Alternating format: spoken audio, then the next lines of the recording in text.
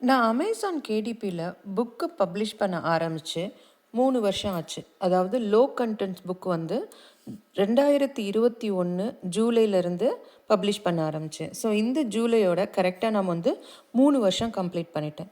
இந்த 3 வருஷத்தில் என்னுடைய ஜேர்னி எப்படி இருந்துச்சு, எத்தனை புக்ஸ் நான் இது வரைக்கும் பப்ளிஷ் பண்ணியிருக்கேன், என்னோட லேர்னிங்ஸ் என்ன அப்படின்றத உங்களோட ஷேர் பண்ணிக்கிறேன். வெல்கம் டு அனதர் எபிசோடின் சேமிப்பு அவசியம். இப்போ நான் வந்து என்னோடய ஸ்க்ரீனை ஷேர் பண்ணிகிட்ருக்கேன். அதில் வந்து என்னுடைய அமேசான் கேடிபி டேஷ்போர்டை வந்து நீங்கள் பார்க்கலாம். இப்போ இந்த இடத்துல வந்து பார்த்தீங்க அப்படின்னா என்கிட்ட டோட்டலாக நான் வந்து இந்த 3 வருஷத்தில் வந்து 288 புக்கு வந்து பப்ளிஷ் பண்ணியிருக்கேன். அதில் இப்போ இந்த மாதம் வந்து நான் விற்றது வந்து 669 புக்கு வந்து நான் வந்து விற்றுருக்கேன். ஸோ ஃபுல் டீட்டெயில் நம்ம போகிறதுக்கு முன்னாடி நான் ஒரு 2015, அதாவது நான் லோ கண்டென்ட் புக் ஸ்டார்ட் பண்ணுறதுக்கு ஒரு 5-6 வருஷத்துக்கு முன்னாடியே கேடிபி அக்கௌண்ட் க்ரியேட் பண்ணியிருந்தேன். அதில் வந்து ஒரு இங்கிலீஷ் நாவல் வந்து பப்ளிஷ் பண்ணியிருந்தேன். குழந்தைங்களுக்கான ஒரு நாவல் அது. யாருமே அது வந்து கிண்டலில் படிக்கிற மாதிரி யாருமே வாங்கலை. அதுக்கப்புறம் எனக்கும் இன்ட்ரெஸ்ட் போயிடுச்சு. நான் வந்து பப்ளிஷிங் வந்து நிறுத்திட்டேன். அதுக்கப்புறம் ஒரு 2021 லோ கண்டென்ட் புக் பற்றி எனக்கு அப்போ தான் தெரிஞ்சு அதை பற்றி தெரிஞ்சுக்கிட்டு க்ரியேட்டிவ் ஃபேப்ரிக்காவில் ஒரு அக்கௌண்ட் க்ரியேட் பண்ணேன். அப்போ வந்து ஒரு ஆஃபர் போயிட்டு இருந்தது. ஒரு மந்த்துக்கு வந்து $1 அப்படின்னு சொல்லிட்டு. நீங்கள் க்ரியேட்டிவ் ஃபேப்ரிக்கா அப்படின்ற வெப்சைட் நான் லிங்க் வந்து டிஸ்கிரிப்ஷன் பாக்ஸில் கொடுக்குறேன். அந்த வெப்சைட்டில் என்ன இருக்கும் அப்படின்னா, நீங்கள் வந்து கமர்ஷியலாக யூஸ் பண்ணுற எல்லா இமேஜஸ் இருக்கும், ஃபாண்ட்ஸ் இருக்கும். அந்த மாதிரி நீங்கள் வந்து அதை வந்து கேடிபி பிஸ்னஸ்க்கு வந்து யூஸ் பண்ணலாம். அதனால் நானும் $1 கொடுத்து 1 மந்த்துக்கு க்ரியேட்டிவ் ஃபேப்ரிக்கா சப்ஸ்கிரிப்ஷன் எடுத்துக்கிட்டேன். அதை யூஸ் பண்ணி லோ கண்டென்ட் புக் வந்து க்ரியேட் பண்ணி ஜூலை 2021 வந்து நான் ஃபஸ்ட்டு புக்கை வந்து பப்ளிஷ் பண்ணேன். ஃபஸ்ட்டு புக் போட்டு ஒரு 1 or 2 வீக்ஸில் வந்து எனக்கு வந்து ஒரு புக்கோ 2 புக்கோ விற்றுருச்சு. ஸோ எனக்கு ரொம்ப மோட்டிவேஷனாக இருந்தது. ஆனால் நான் பண்ண தப்பு என்ன அப்படின்னா 1 மந்த் சப்ஸ்கிரிப்ஷன் மட்டும்தான் எடுத்திருந்ததுனால அந்த 1 மந்த்துக்குள்ளே எவ்வளோ தூரம் மேக்ஸிமைஸ் பண்ணி புக்ஸ் போட முடியுமோ அவ்வளோ போட்டுருணும்னு நினச்சி ஒரு ஃபஸ்ட்டு 100 புக்ஸ் வந்து அந்த 1 மந்த்லேயே நான் பப்ளிஷ் பண்ணிட்டேன். ஸோ கவரை மட்டும் மாற்றி டிஸ்கிரிப்ஷன்லாம் ரொம்ப மாற்றாமல் பப்ளிஷ் பண்ணுறது, அந்த மாதிரி வந்து எவ்வளோ வேகமாக பண்ண முடியுமோ அவ்வளோ வேகமாக வந்து நான் வந்து நிறையா புக்ஸ் பப்ளிஷ் பண்ணேன். ஆனால் வந்து 1-2 புக்கு விற்ற உடனே வந்து எனக்கு ஒரு ஸ்கோப் தெரிஞ்சுது. அப்புறம் என்ன பண்ணேன்னா ஸ்லோ டவுன் பண்ணி 1 or 2 மந்த்ஸ் சப்ஸ்கிரிப்ஷன் எல்லாம் ஸ்டாப் பண்ணிவிட்டு வெயிட் பண்ணேன் என்ன நடக்குது அப்படின்னு தெரிஞ்சுக்கிறதுக்கு. அதுக்கப்புறம் எனக்கு விற்கிது. ஆனால் வந்து நம்மளோட புக்கு அந்த குவாலிட்டியால் நானே என்னோடய புக்கு 2 புக்கு வாங்கி பார்த்தேன். அமேசான்கிட்டேருந்து ஆர்டர் பண்ணி பார்த்தா அந்த குவாலிட்டி வந்து எனக்கே தெரிஞ்சிச்சு. ஆஸ் அ கஸ்டமர் வந்து இந்த மாதிரி ஒரு புக்கை வந்து நான் வாங்கினேன் அப்படின்னா எனக்கு சாட்டிஸ்ஃபேக்ஷனாக இருக்குமா அப்படின்ட்டு கண்டிப்பாக இல்லைன்றது தெரிஞ்சிச்சு. ஸோ நான் எல்லாத்தையும் ஸ்டாப் பண்ணிவிட்டு 2 மந்த்ஸ் உட்காந்து எப்படி டிசைன் பண்ணணும் அதெல்லாம் வந்து கற்றுக்கிட்டேன். அதுக்கப்புறம் மிச்சம் இருக்கிற இந்த 288 புக்கு இருக்குது அப்படின்னா அடுத்த இருக்க 188 புக்கு வந்து நான் 3 வருஷம் டைம் எடுத்து மெதுவாக தான் பப்ளிஷ் பண்ணிகிட்ருக்கேன். சில மாதம் வந்து தொடர்ந்து போடவே மாட்டேன், ஏன்னா எனக்கு ஃபுல் டைம் ஜாப் இருக்கிறதுனால. ஆனால் எந்த புக்கு போட்டாலுமே நான் வந்து என்ன பார்ப்பேன் அப்படின்னா, நான் ஒரு கஸ்டமராக இருந்தால் அந்த புக்கை நான் வந்து காசு கொடுத்து வாங்கியிருக்கேன் அப்படின்னா அந்த புக்கை நான் பார்க்குறப்ப எனக்கு சாட்டிஸ்ஃபேக்ஷன் இருக்குமா இல்லையா, அந்த கொஷின் வந்து எஸ் நானே சாட்டிஸ்ஃபை ஆவேன் அப்படின்னு தெரிஞ்சால் தான் அந்த புக்கை வந்து பப்ளிஷ் பண்ணுவேன். ஸோ இந்த பேக்ரவுண்டோட அதுக்கப்புறம் அந்த 100 புக்ஸையும் வந்து அன்பப்ளிஷ் பண்ணிவிட்டேன். 100 புக் நீங்கள் வந்து அன்பப்ளிஷ் பண்ணாலும் உங்கள் லிஸ்ட்டில் காட்டும். ஸோ இப்போ என்கிட்ட வந்து நான் வந்து விற்கிற புக்குன்னு கவுண்ட் பார்த்திங்கன்னா இந்த 288 வந்து கிட்டத்தட்ட 100 புக்கு மட்டும்தான் வந்து நான் வந்து ஆக்டிவாக வந்து விற்கிறேன். ஆக்டிவாக என்னோடய லிஸ்ட்லேயே வைக்கிறேன்.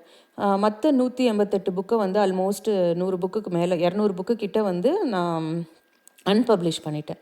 ஏன்னா அதோட குவாலிட்டி நல்லா இல்லை, இல்லாட்டி வந்து கீவேர்டு ரிப்பீட் ஆகிருக்கும், இல்லாட்டி அட்டைப்படம் பார்த்தா நல்லா இருக்காது. எனக்கே வந்து அந்த புக்கெல்லாம் வந்து சாட்டிஸ்ஃபேக்ஷனாக இல்லைன்ற புக்கெல்லாம் அன்பப்ளிஷ் பண்ணிவிட்டு எந்த புக்கு எனக்கு சாட்டிஸ்ஃபேக்ஷனாக இருக்கோ அந்த புக்கு மட்டும்தான் நான் விற்கிறேன். ஸோ அது வந்து ஒரு கிட்டத்தட்ட 100-120 புக்கு வரைக்கும் இருக்கும். ஸோ இந்த புரிதலோட என்னுடைய ஆர்டர்ஸ் இந்த மாதத்தோடது நான் வந்து இந்த வீடியோ வந்து ஜூலை 14 எடுத்துகிட்ருக்கேன். ஸோ அப்போ வந்து பார்த்திங்க அப்படின்னா என்னோடய 288 புக்கில் வந்து இந்த மாதம் வந்து எனக்கு 670 புக்கு இன்றைக்கி தேதிக்கு வரைக்கும் விற்றுருக்கு. நீங்கள் கீழே வந்து பார்த்திங்கன்னா சார்ட் பார்க்கலாம். ஸோ ஒவ்வொரு நாளும் வந்து ஒவ்வொரு மாதிரி புக்கு விற்கும். ஸோ மேக்ஸிமம் வந்து பார்த்திங்கன்னா ஜூலை 10 வந்து 80 புக்கு வரைக்கும் விற்றுருக்கு. சம்டைம்ஸ் வந்து 30 புக்கு வரைக்கும் விற்கும். ஸோ அந்த ரேஞ்ச் வந்து நிறையா டிஃப்ரென்ஸ் இருக்கும். ஸோ இதுதான் என்னுடைய சார்ட்டு இந்த மாதத்துக்கோடது. இது நான் லாஸ்ட் மந்தோடது பார்த்தேன் அப்படின்னா அதே 288 புக்கு தான் காட்டும். ஸோ லாஸ்ட் மந்த் வந்து 1781 புக்கு வந்து ஜூன் 1 டு ஜூன் 30 வந்து விற்றுருக்கேன். அதில் ஒரே நாள் வந்து 175 புக்கு வந்து ஒரு நாள் விற்றுருக்கு. இந்த மாதிரி லம்பாகவும் விற்கும். ஒரு நாள் பார்த்திங்கன்னா ஜூன் 14 வந்து புக்கே விற்காத மாதிரி காட்டுது. எனக்கு ஏன்னு தெரியல, ஒன்றும் விற்கலையா இல்லாட்டி அது வந்து ஏதாவது ரிப்போர்ட்டிங்கில் ப்ராப்ளமானு தெரில. பட் ஆல்மோஸ்ட் வந்து எவ்ரிடே வந்து எனக்கு புக்ஸ் வந்து விற்றுரும். ஸோ இந்த இயர், அதாவது இந்த ஜனவரி 1ஆம் தேதியிலேருந்து ஜூலை 14 வரைக்கும் பார்த்தீங்க அப்படின்னா 10,000 புக்கு வந்து விற்றுருக்கேன். இதில் வந்து இந்த 288 புக்கில் நான் சொன்ன மாதிரி 100 புக்கு வரைக்கும் தான் வந்து நான் வந்து ஆக்டிவாக வச்சுருக்கேன். மற்ற எல்லா புக்கையும் நானே அன்பப்ளிஷ் பண்ணிட்டேன். அந்த 100 புக்கில் 100 புக்கு விற்குமானா விற்காது. ஒரு 40லேருந்து 50 புக்கு வரைக்கும் விற்கும். இந்த மாதிரி விற்கிற புக்குன்னு பார்த்திங்கன்னா ஒரு 10 புக்கு வந்து ரொம்ப நல்லா எவ்ரிடே விற்றுரும். மற்ற 30 வந்து இன்றைக்கி விற்கும், நாளைக்கு விற்கும். அதுதான். ஸோ இது வரைக்கும் என்னோடய ஜேர்னி எப்படி இருக்குது அப்படின்னு பார்த்தீங்க அப்படின்னா லைஃப் டைம் போடுறேன். லைஃப் டைம் பார்த்தீங்க அப்படின்னா நான் சொன்ன மாதிரி 2015 வந்து நான் வந்து அந்த நாவல் வந்து பப்ளிஷ் பண்ணியிருக்கேன். ஸோ அதுலேருந்து என்னோடய ஜேர்னி ஆரம்பிச்சிருக்கோம். அதுக்கப்புறம் ஆனால் வந்து நான் 2021 தான் வந்து லோ கண்டென்ட் புக்குள்ளே வந்தேன். ஸோ 21 பார்த்திங்கன்னா ரொம்ப கம்மியாக விற்றுருக்கேன். 2022 வந்து அந்த எவ்வளோ விற்றனோ அதோட கொஞ்சம் ஜாஸ்தி. 2021 ஆப்வியஸ்லி 22 ஜாஸ்தியாக விற்றுருக்கேன். இப்போ 23 22 நிறையா விற்றுருக்கேன். இப்போ 24 7 months வரைக்கும் போயிருக்கு. பார்த்தா 7th month இருக்கும் நம்ம ஜூலை மந்த்து. அந்த 23 ஹாஃப்க்கு மேலே க்ராஸ் பண்ணியிருக்கேன். ஸோ 2024 வந்து இந்த வருஷம் வந்து போன வருஷத்தோட அதிக புக்கு வந்து விற்கிறதுக்கு நிறையவே சான்ஸ் இருக்குது. ஸோ இது வந்து என்னோடய ஜேர்னி. இதில் என்னோடய லேர்னிங் என்ன அப்படின்னு நீங்கள் பார்த்தீங்க அப்படின்னா, ஃபஸ்ட்டு வந்து குவாலிட்டி. நீங்கள் ஒரு நாளைக்கு 10 புக்கு, இப்போதைக்கு 4 தான் பப்ளிஷ் பண்ண முடியும். முன்னாடி வந்து லிமிட் இல்லாமல் இருந்தது. நிறைய பேர் எவ்வளோ புக்ஸ் வேணாலும் பப்ளிஷ் பண்ணுற மாதிரி இருந்துச்சு ஒரு நாள். ஸோ 10 புக்கு 15 புக்கு அந்த மாதிரி பண்ணணும்னு தேவையில்லை. ஒரு புக்கு போதும் நமக்கு வந்து மாதம் $1000 ஜென்ரேட் பண்ணுறதுக்கு. அது என்னுடைய அனுபவம் கூட. ஸோ எனக்கு வந்து ஒரு புக்கு வந்து $1000 மேலே ஜென்ரேட்டும் பண்ணுது.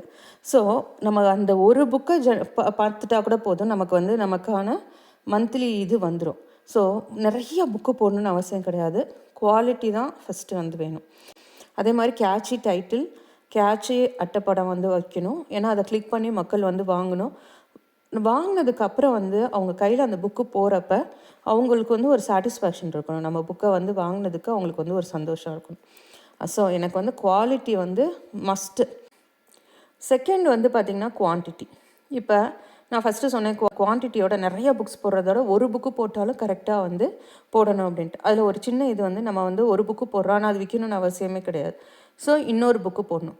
ஸோ குவான்டிட்டியே நம்ம வந்து இன்க்ரீஸ் பண்ண தான் செய்யணும். இப்போ நான் போட்டிருக்க ஒரு 300 புக்கு வரைக்கும் வச்சுருக்கேன், 288 புக்கு வச்சுருக்கேன் அப்படின்னா அதெல்லாம் ஒன்றுமே இல்லை.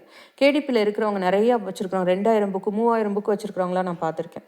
ஸோ ஒன்று விற்காட்டினாலும் ஒன்று விற்றுச்சு அப்படின்னா அவங்களுக்கு வந்து பிக்கப் ஆகிடும். ஒவ்வொரு புக்குக்கும் நம்ம டைம் எடுத்து பண்ணணும், but one at a time. உங்களுடைய குவாலிட்டியோட புக்ஸை நீங்கள் பப்ளிஷ் பண்ணணும். அதே மாதிரி குவான்டிட்டியை லைட்டாக ஸ்லோவாக இன்க்ரீஸ் பண்ணிகிட்டே இருக்கணும். ஸோ இந்த வருஷம் நான் பார்த்துருக்கேன்னா இந்த 7 மாதத்தில் வந்து நான் கிட்டத்தட்ட ஒரு 15லேருந்து 20 புக்கு வரைக்கும் பப்ளிஷ் பண்ணியிருப்பேன். ஸோ பார்த்திங்கன்னா ஒரு மாதத்துக்கு 2லேருந்து 3 புக்கு. கண்டிப்பாக வந்து லாஸ்ட் மந்த்லாம் வந்து இந்தியா வந்திருந்தோம் நாங்கள். ஸோ நான் பப்ளிஷ் பண்ணலை. பட் ஸ்டில் வந்து வந்த உடனே ரிசர்ச் வந்து ஸ்டார்ட் பண்ணிட்டேன். ஸோ நமக்கு வந்து விற்கிதோ விற்கலையோ அடுத்த புக்குக்கு வந்து நிறைய ரிசர்ச் பண்ணி நல்லா அட்டைப்படம் போட்டு பண்ணாலும் சில புக்கெலாம் விற்கவே விற்காது. அதுதான் உண்மை. நீங்கள் 10 புக்கு போட்டிங்கன்னா அது 2லேருந்து 3 புக்கு தான் விற்கும். ஆனால் 10 புக்கு போட்டுட்டு ஒரு புக்குமே விற்கலை அப்படின்னு நம்ம வந்து ஸ்டாப் பண்ணாமல் வந்து ப்ரொசீட் பண்ணணும். ஸோ ஃபஸ்ட்டு இது வந்து குவாலிட்டியான புக் போடணும். அடுத்து குவான்டிட்டியை வந்து கொஞ்சம் கொஞ்சமாக இன்க்ரீஸ் பண்ணி நம்மளுடைய போர்ட்ஃபோலியோவை, நம்மளுடைய புக் லிஸ்ட்டை வந்து க்ரியேட் பண்ணணும். 3வது விஷயம் வந்து இது வந்து ஒரு பிஸ்னஸ். ஃபஸ்ட்டு போட்ட உடனே வந்து ப்ராஃபிட் வராது. ஆனால் அதுக்காக வந்து நம்மளை வந்து இம்ப்ரூவ் பண்ணிகிட்டே இருக்கணும். ஸோ ஃபஸ்ட்டு நம்ம போட்ட புக்குக்கும் இப்போ ஒரு 10வது புக்கு போடுறோமா அதில் வந்து ஒரு இம்ப்ரூவ்மெண்ட் கண்டிப்பாக இருக்கணும்.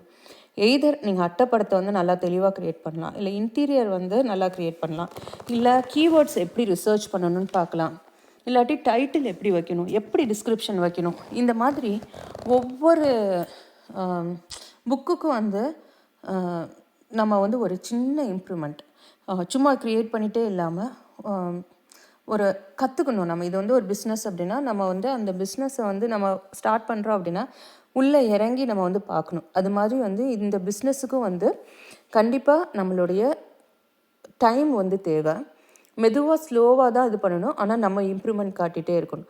ஸோ இந்த 3 தான் வந்து எனக்கு வந்து ரொம்ப ஹெல்ப்ஃபுல்லாக இருந்துச்சு. 4வது ஒரு சின்ன எக்ஸ்பெக்டேஷன்ஸ் மட்டும் நம்ம செட் பண்ணிக்கணும். இது போடுற எல்லா புக்கும் விற்காது, 10 புக்கு போட்டால் அதில் 2 புக்கு தான் விற்கும் அப்படின்றதையும் நம்ம வந்து மனசில் ஏற்றிட்டு வேலை பார்த்தோம் அப்படின்னா கண்டிப்பாக ஒரு ஸ்கோப் இருக்குது. இதில் வந்து நம்ம வந்து கண்டிப்பாக ஏர்ன் பண்ண முடியும். ஸோ இப்போ நான் வந்து காட்டியிருக்கேன் உங்களுக்கு வந்து ஒரு 3 வருஷத்தில் வந்து நான் வந்து 35,000 புக்கு விற்றுருக்கோம் அப்படின்னா ஃபஸ்ட் இயர்லாம் சரியாக விற்கல அப்படின்னு பார்த்தா கூட 1 இயருக்கு இப்போ நான் லாஸ்ட் இயரோட டேட்டா காட்டுறேன். லாஸ்ட் இயர் காட்டினேன்னா என்னன்னு தெரியல. ஸோ 15,000 புக்கு வந்து நான் வந்து லாஸ்ட் இயர் வந்து விற்றுருக்கேன். ஸோ ஆப்வியஸ்லி ஒவ்வொரு மாதமும் எனக்கு வந்து 1000 புக்குக்கு மேலே நான் விற்றுருக்கேன். பார்த்தீங்க அப்படின்னா எல்லா புக்கும் விற்கல, பட் வந்து எனக்கு ஏதோ ஒரு 1000 புக்கு விற்கிது அப்படின்னா ஒரு நாளைக்கு வந்து 30 புக்கு வரைக்கும் ஆவரேஜாக விற்கிது. கரெக்டாக? ஸோ வந்து 30 புக்கு விற்கிது அப்படின்னா அதோட குவாலிட்டி இருந்தால் மட்டும்தான் நம்மளால் விற்க முடியும். ஸோ இந்த பிஸ்னஸில் நம்மளால் ஏர்ன் பண்ண முடியும், ஆனால் அது கொஞ்சம் பொறுமை தேவை. சும்மா புக்கை வந்து பப்ளிஷ் பண்ணிகிட்டே இருக்காமல் வந்து கொஞ்சம் நிறுத்தி நம்ம கரெக்டான பாதையில் தான் போகிறோமா அப்படின்னு பார்த்துட்டு நம்ம வந்து மெதுவாக ஒவ்வொரு குவாலிட்டி புக்காக ஆட் பண்ணோம் அப்படின்னா இதில் வந்து சக்சீட் பண்ண முடியும் நம்மளால். So all the best. உங்களுக்கு வந்து என்னோடய ஜேர்னியை பற்றி தெரிஞ்சது வந்து யூஸ்ஃபுல்லாக இருக்கும்னு நினைக்கிறேன். இன்னொரு வீடியோவில் உங்களெல்லாம் பார்க்குற வரைக்கும் பாய்.